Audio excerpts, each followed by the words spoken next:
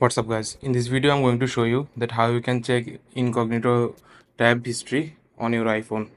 So what you need to do first, you have to go to a Chrome browser. This is same for iPhone and Android, so that's why I'm showing you on Android. You have to go to your Chrome browser in your iPhone. After going to Chrome browser, you have to search, click on the search bar, then you have to type a URL just like this.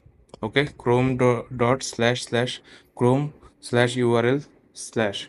You can copy it from my description, otherwise you have to manually put in, type this URL. After typing this URL, you have to go click on go. After clicking on go, you will land a website just like this.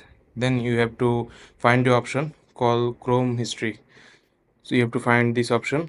Here is the option Chrome history.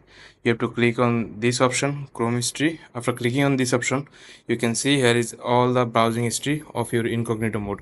So this is how you can check your incognito mode history, browsing history in your iPhone.